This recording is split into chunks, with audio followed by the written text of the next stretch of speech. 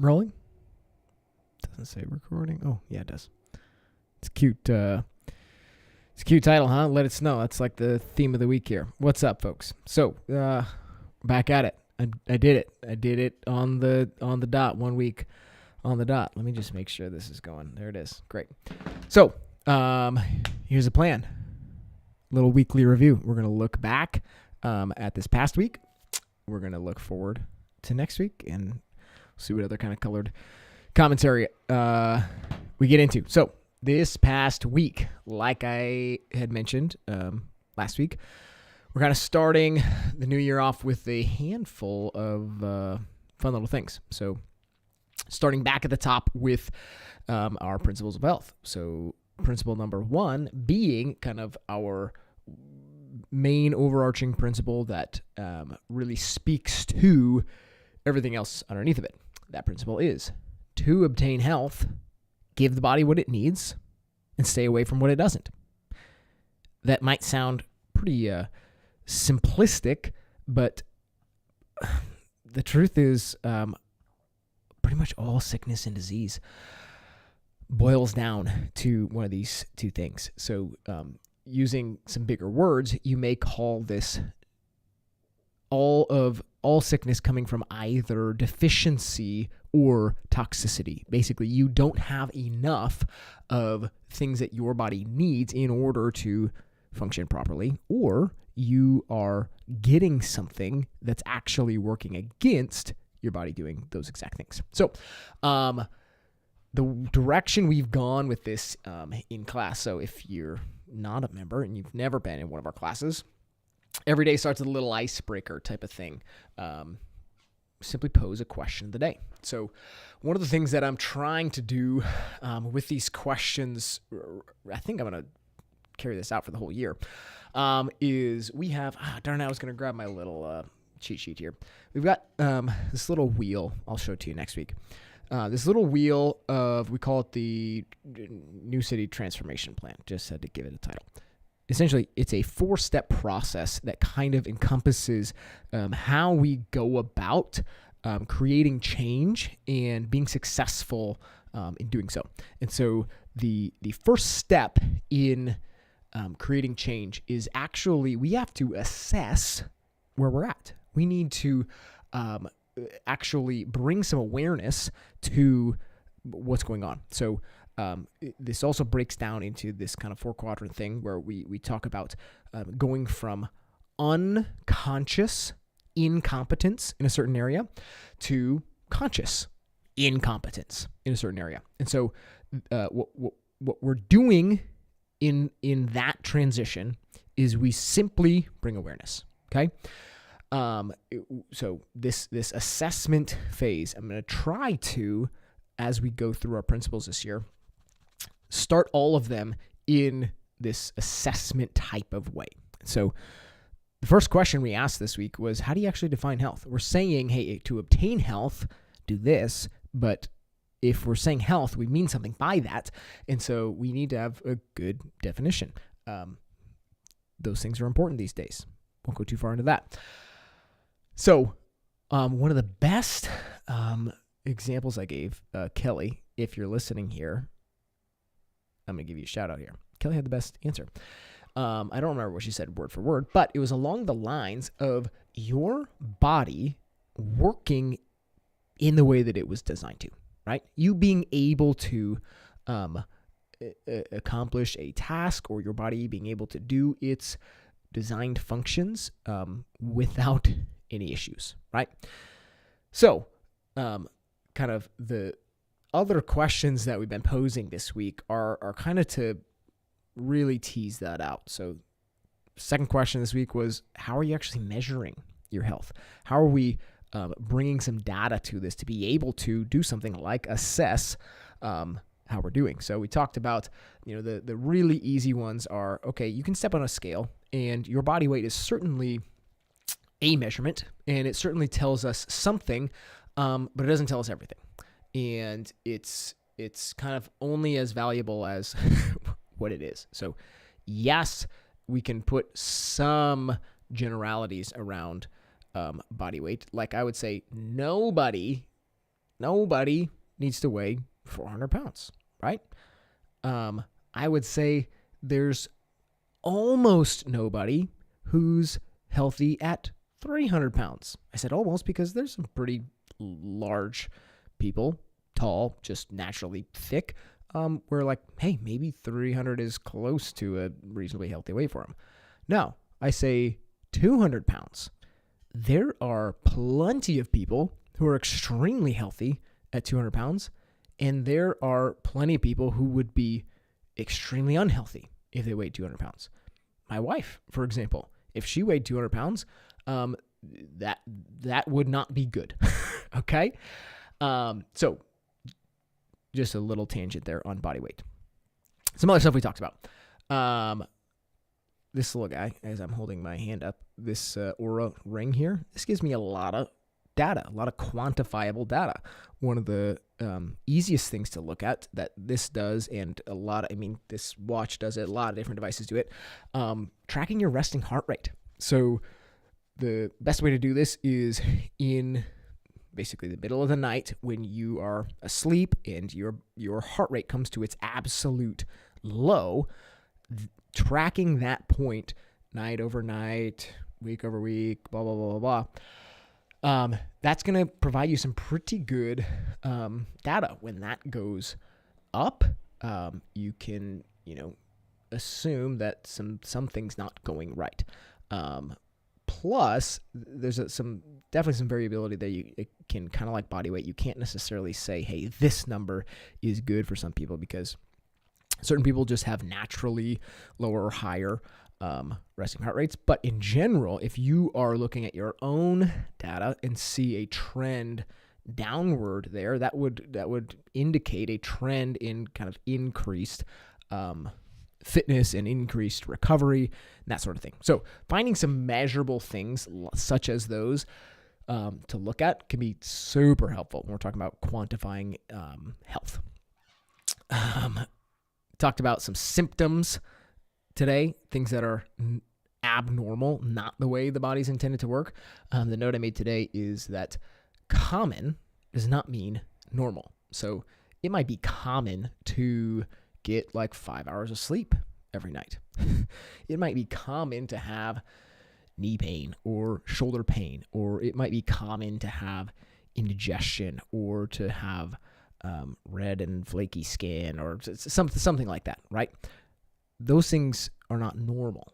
That's not the way that the body was designed to work and work best, right? So when those things happen, those are signposts to say, hey, we need to ask the questions of why to get underneath that. So last question that is, I suppose, if you're listening to this now, is a preview for tomorrow, just because Thursday happens to be a good day for me to do this. Is it good news to you that so much of your health is determined by your lifestyle, right? So if we're saying, hey, give your body what it needs, stay away from what it doesn't, and you are going to thrive, you've got a ton of control, right? So this is getting down a little bit into more of an emotional way that you relate to that reality. But we'll save those conversations for tomorrow. All right. Now to our exercise. So, mentioned last week that we are starting a handful of tests. So the big ones we're just maxing out a bunch of lifts. So this week on Monday, we maxed out a back squat and a strict press all on the same day, right? Wild. Followed up, so that day, nobody's breathing very heavy. If you finished it, I said, hey, hop on a rower, do a nice easy pace on the rower when you get done. But most people, the focus was, hey, let's take as much time as we need to lift and give this some respect, not rush through it, and do as good of a job as we can. So that is kind of on a day-to-day basis. That is one thing that sometimes gets overlooked. If Tanner's listening to this, he will be applauding right now, because in order to lift heavy weight. In order to actually work at your greatest potential, you need a recovery period in order to output what it's going to take, the amount of energy it's going to take to put that much force into the barbell to move it and complete the set, right? So that is a super important thing. Sometimes we want to be more aware of that, such as a day like we're testing a 1 rep max, right? We want to allow for as much opportunity to rest and recover as possible. Other times, we're actually intentionally introducing low rest as an additional challenge, right? It's a variable that we can play with to say, hey, you can do this when you're fresh.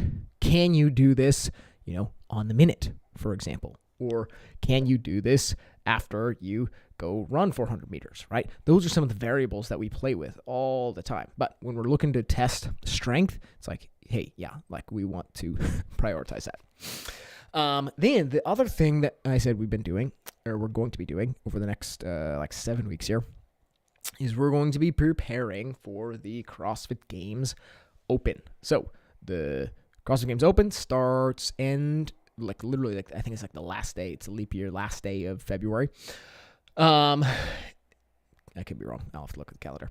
But for the most part, it's going through March, right? So over the course of the next 7 weeks leading up to that, we're going to hit one previously programmed open workout, as well as on our kind of sprint interval type of days, we're going to use some pieces of an open style of workout and use those with some rest mixed in and, use those as kind of practicing elements. So Tuesday, let it snow day, I had this workout programmed and we canceled 3 of our 4 classes on Tuesday. So that wasn't ideal for that, but we did have a big old group of guys show up later in the day, 4 o'clock to do this workout. So this was little chipper. So kind of one of those open style things where it's a workout for time, but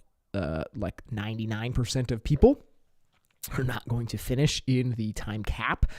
So workout for time if you were elite, and everybody else get as far as you can. So some overhead walking lunges, some dumbbell step-ups, and some strict handstand push-ups. So if you got through the strict handstand push-ups, you went on to some handstand walking, but even the fittest of us at New City Fitness here did not. But fun little workout. I remember doing it in 2019.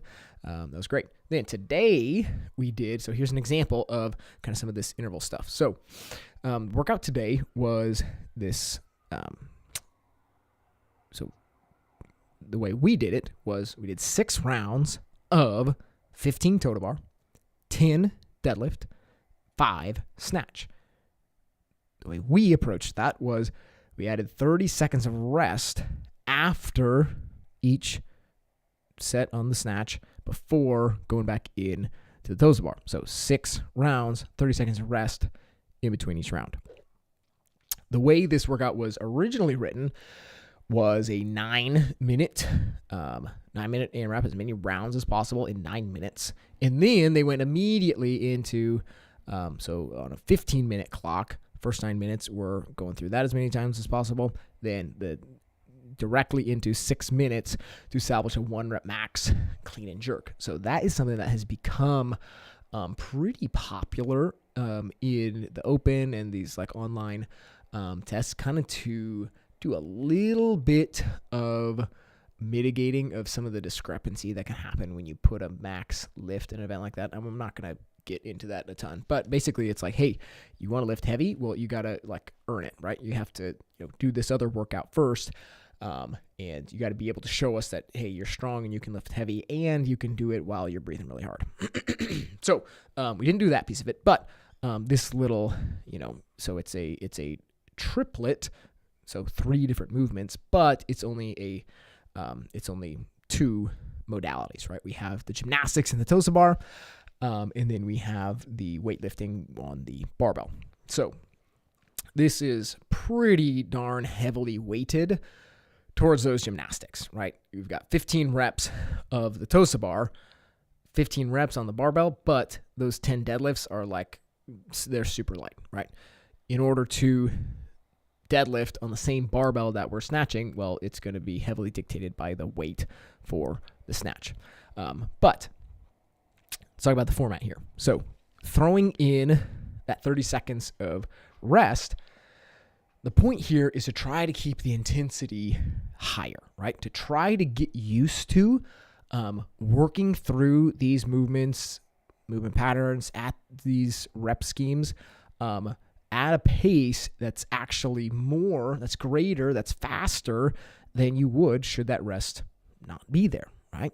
So when you can hit those 5 snatches, know that, okay, I can take a breath after this, and then coming back to the TOSA bar when you're coming off of having a few seconds to just, it's not a ton, right? 30 seconds is not a long time, especially when you're in the middle of a workout like this, allowing you to take a good couple deep breaths and then be able to start just a little bit more fresh, jumping up to that big set. So especially how this is laid out with that kind of descending rep scheme every round.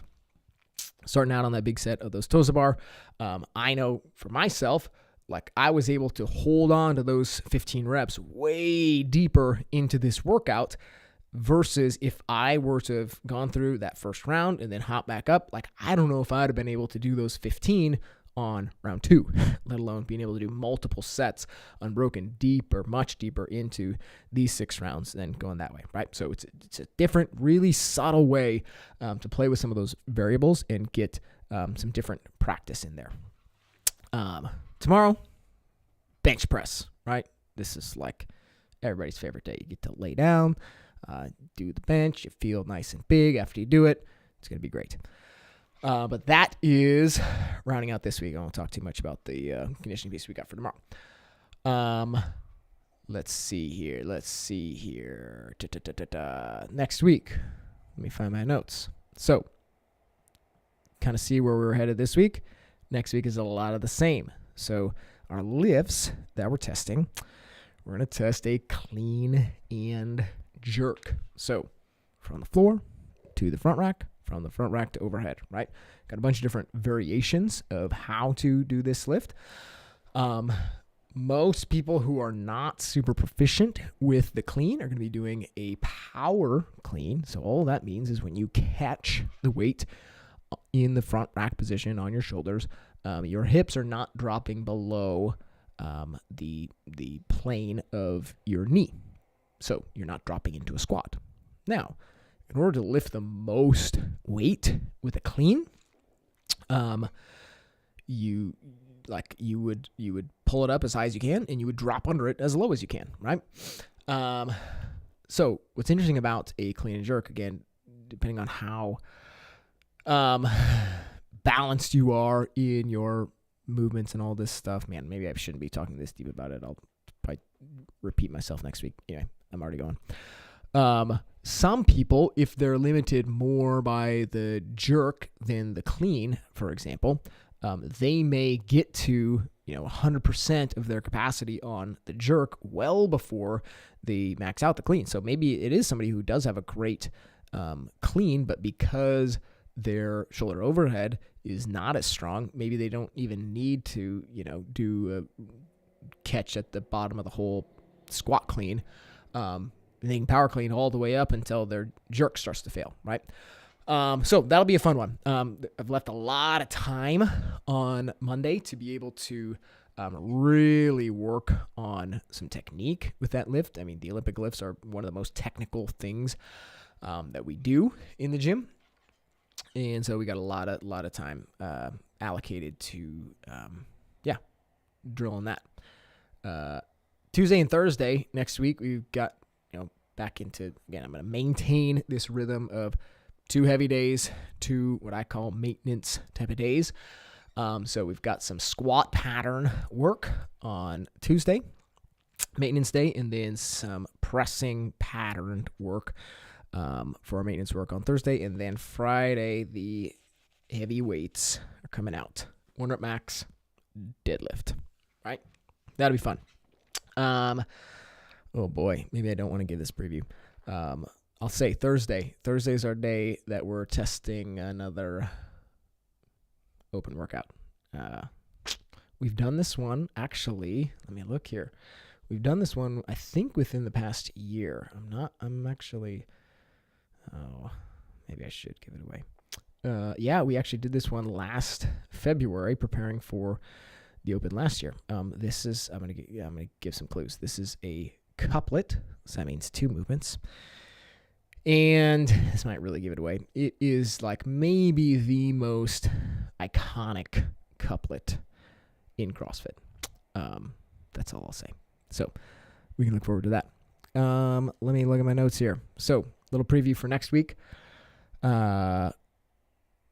What else? If you forgot, don't forget, it is still January. We are offering basically half off for your first month, okay? $65 for your first month if you're not already a member here. Hey, and if you are a member and you know some folks who should be in here, you better let them know about that. The link here is not fun. You're going to have to go to the email. Maybe I can include it on the description down here. I'll do that. I'll put it in the description, but you're going to click the link to go to the sign up page, and you got to use the discount code NCF2024. $65 off. Oh, and then the other thing I included on the email last week too. Look at this. Have you seen our merch? We got a little merch store. It's up all the time. So we used to do the, bulk orders of the stuff, do it here and there. Now you can just get on there and buy yourself a sweatshirt, kind of like this one right here, or a t-shirt, kind of like this one right here. You can do that whenever you want. newcity.fitness/store. That's where you do that. Cool. Anything else I want to talk about today? I don't think so. Did you like, is the sound better? I used a new mic today. I like this one. I think it's a little deeper, better audio quality. Hopefully I sound a little better through this mic. All right. Got to figure out how to stop the stream now. There's the button. Stop streaming. Okay. See you guys next week or this afternoon or tomorrow, depending on who you are.